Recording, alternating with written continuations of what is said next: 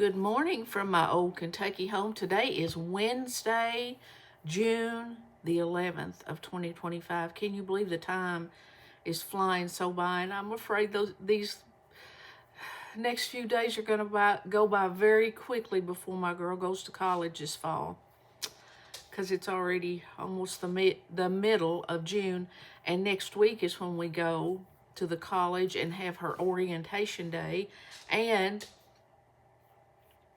make her schedule for this fall.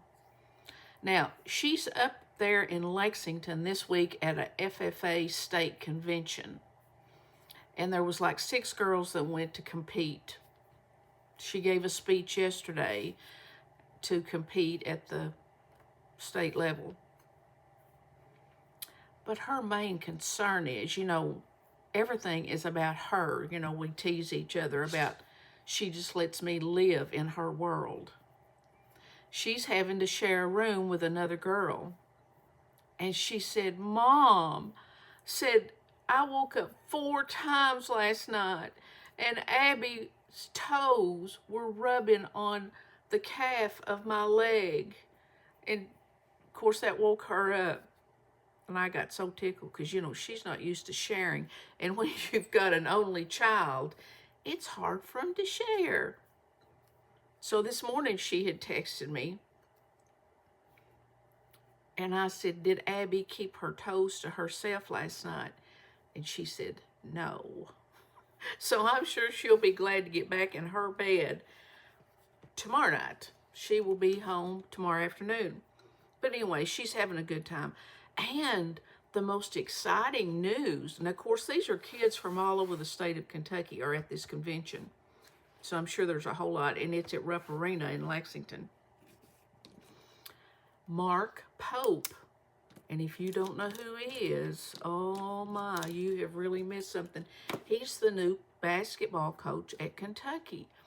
And last year was his first year, and we just love him. He is just a personable, good Christian man, just spreading joy wherever he goes. So he gave them a little speech last night. And I told her, I said, if you get to talk to Mark Pope, you give him my phone number in case he needs some advice on coaching the UK Wildcats. Because, I am an expert, because I am so devoted to the basketball team that whenever the basketball season is here, I don't miss a game. And I can always tell some things that's going wrong, like rebounding.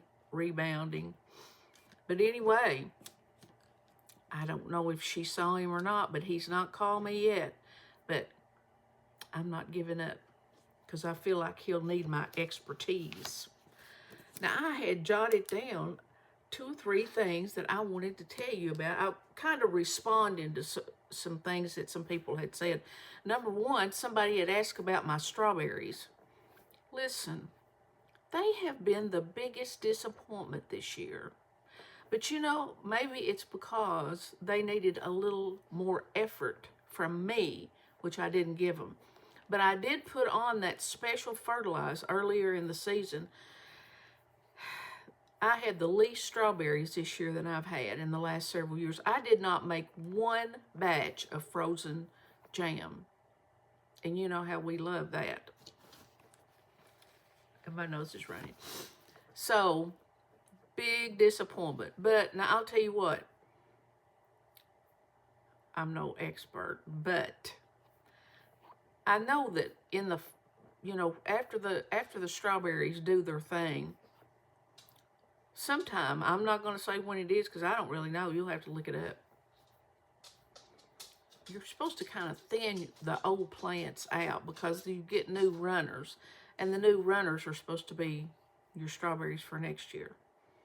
I haven't done that.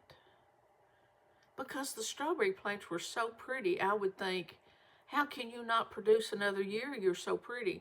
So I've kind of let them get too thick. You've seen pictures of them. So they have been a real downer this season. I have picked maybe 3 little batches off of them that all I've done is just cut them up and put sugar on them and egg them. So Don't ask me for any strawberry advice. All right, the second thing is that Chit Chat Granny Pat asked me how in the world I get rid of so much milk in a week. Listen, I don't know, but I am just a milk fanatic. I don't know what's wrong with me. And I only like 1%. And now our Dollar General stores, now they used to have 1%, but just in the last year, they have gotten to where they only have 2% in whole milk. And I ain't going to drink that. If I want to put the extra calories in, I will eat me some ice cream or a big piece of cake or something. But I just, of a morning I drink milk, and then I take it with my vitamins and all that junk I take of a morning.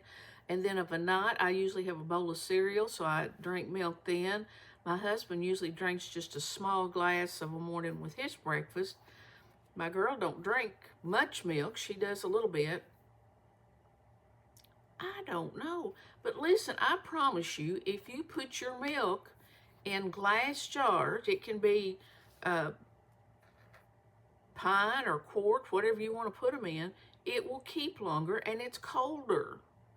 Now, I have a friend that has started watching my videos, and she says that she puts it in pint jars, and that some of her family members never did drink very much milk, but they will go and get that pint of milk out of the refrigerator and drink it, and it's cold, and it will keep longer than the expiration date. So don't be pouring out any milk until you smell it or taste it. See, I can't smell or taste, so I think it's good. Now, if it wasn't good, I think I could detect that flavor that wasn't very good. But anyway, I wanted to clear up those two little items and tell you about Mark Pope. Now, yesterday, I took my husband to the cancer center just for this Zometa infusion that he gets every 3 months. It's for your bones. And that cancer center, I'm telling you what, it's so cold in there. I don't know. It's cold enough in there to kill hogs. Now, does anybody know that expression besides me? You know, whenever you kill hogs, we used to kill hogs. Now, you think that this girl would never kill hogs. I was right into the hog, not the actual killing, but like fixing the meat. And I think I may have mentioned that before. Let me mention it again, just in case somebody doesn't remember. I think it was like in November, because it was, pretty cold. And we had a garage down here when we lived in the basement. And my husband's family would come, like his sister. He had 3 sisters, a brother, his dad and mom. They would all come, and their spouses. And we'd have 2 or 3 hogs killed, and then share the meat, wrap it, and freeze it. Well, there's nothing better than fresh hog meat. Well, yeah, I'd rather have ice cream, but anyway. They would have that hog killed, bring it into the garage, and they'd set up little tables, throw them hogs on it. But you had to keep that meat cold. So the expression, it feels like, you could kill hogs in here, referring to it needs to be cold. I tell them girls over there at the cancer center all the time, y'all killing hogs in here today? I mean, it's cold. I don't know what the temperature, it has to be in the 60s. But that cold air blowing, but anyway, we got his infusion. Let me get back to that. I sound like Grandma Lois jumping from one thing to another, but she always gets back on track. Hey, and do you know, I have noticed on so many videos, and just people you talk to in general, especially my age, that you will be trying to think of something and you'll forget what you were talking about, or you'll forget somebody's name. Don't feel bad about it. We all do it. And I'll bet you even some of these young cats do it too, like some of these 50-year-olds. I bet they have a little problem with that too. I think it's just because we've got so much knowledge up here that we can't sometimes process exactly what we need. We can't get that out of the filing cabinet up here. So don't let that bother you.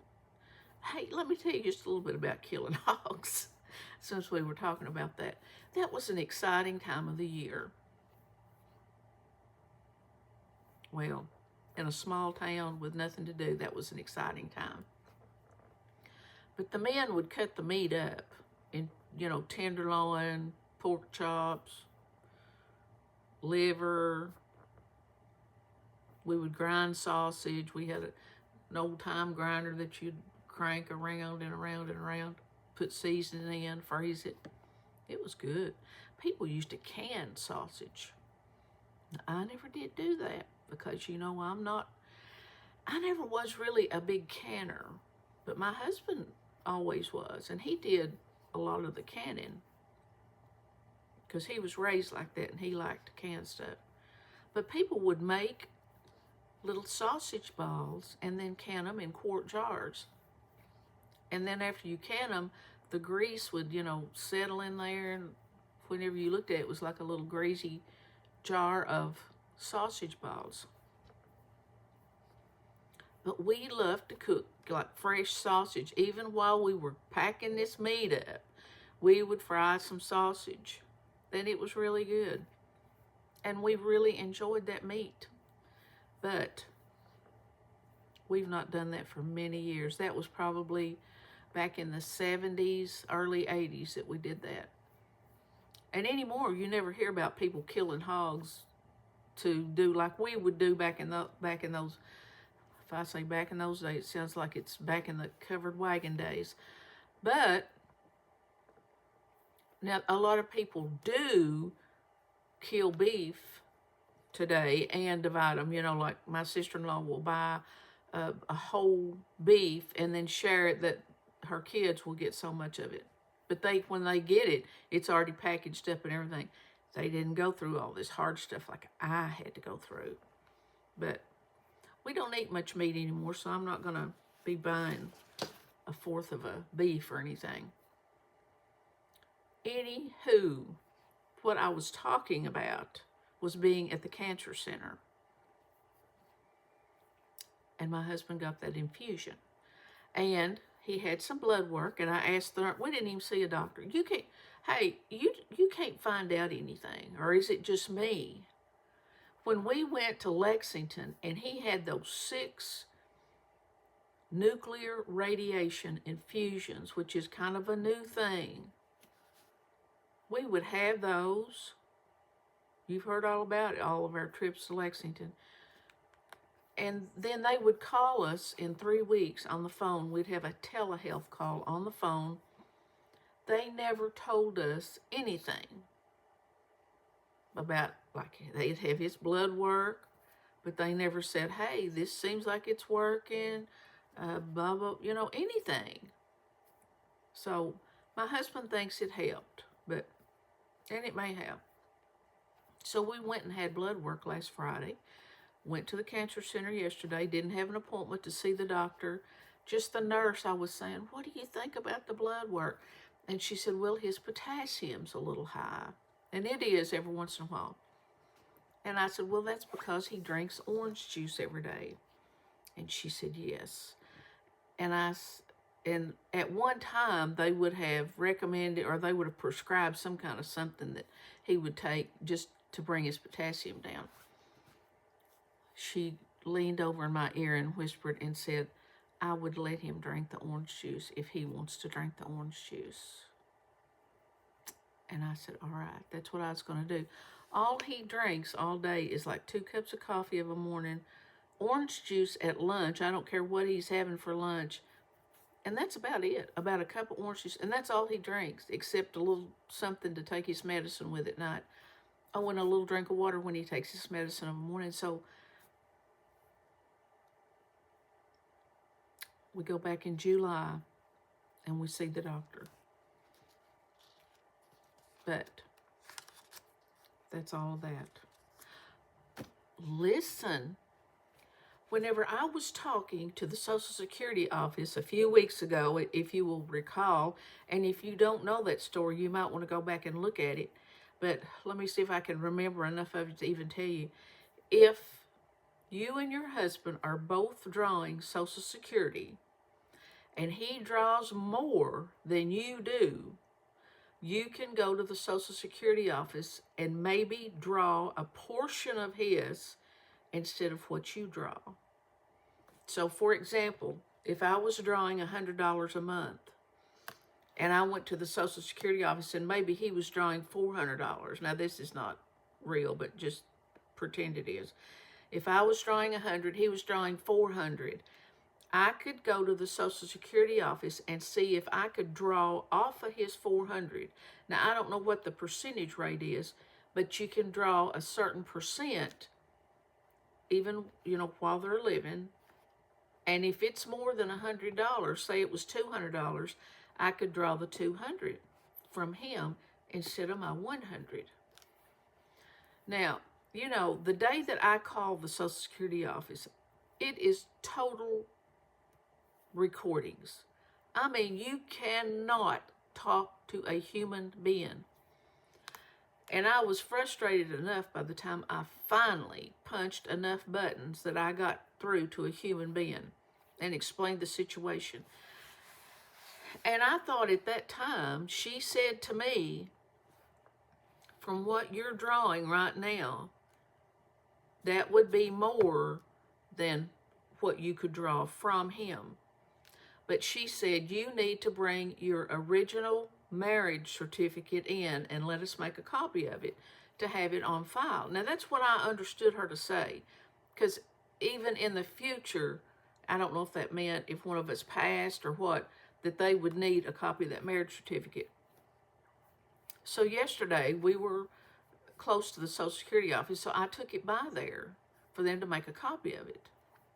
And that young lady said, oh yeah, we're waiting for this marriage certificate to process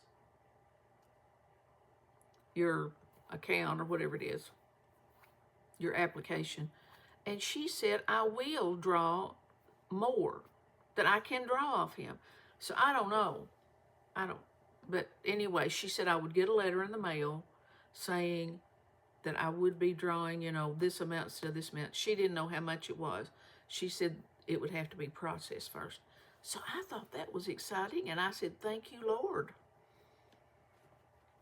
So I'm looking forward to seeing what that is.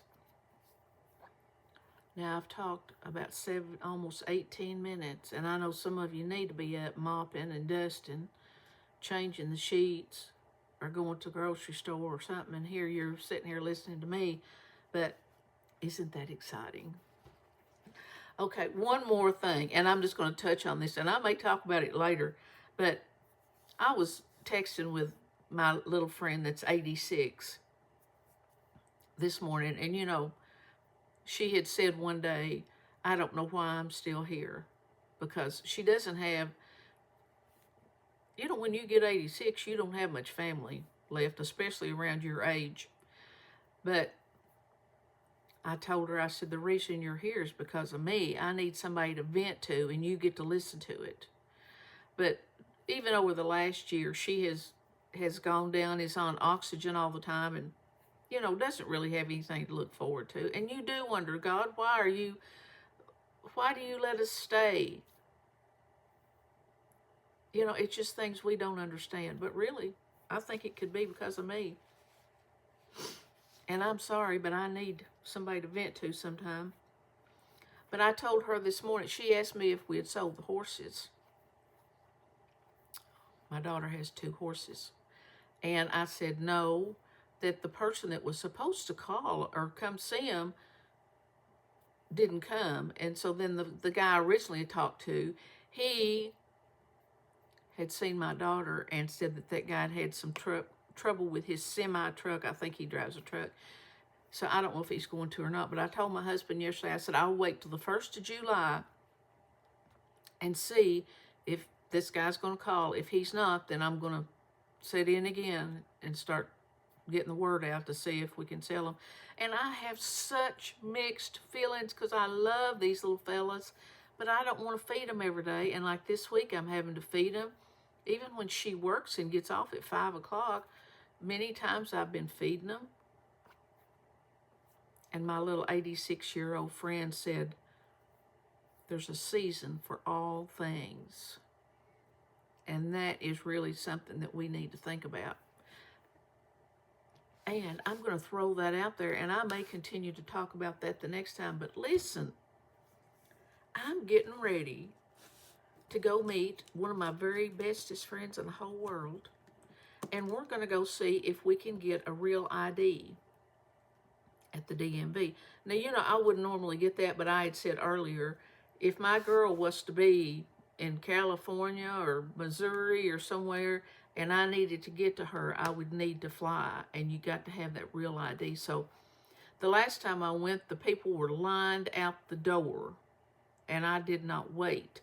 So we're going to try it again today and see if you got to have every paper in the world. You got to have your Social Security number, your birth certificate. My friend said you had to have your marriage license, everything, and then bills that's come in your name.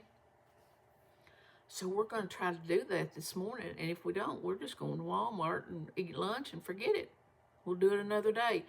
But I'm not going to read a funny story this morning. But maybe I will the next time. Tell your husband, maybe I will the next time. But I hope you all have a great day. This is Wednesday. It's beautiful. I can see a little breeze blowing out there. And I'm going to get to be with my friend for a little while. So I'm just excited about that. And tomorrow my girl's coming home. So be nice and be happy. And don't be complaining. Nobody wants to hear it. I used to tell my son, he'd say, my head hurts. I said, nobody cares. Nobody cares if your head's hurting. So just be nice. And I'm going to see you soon. Maybe sooner than you think. So have a great day.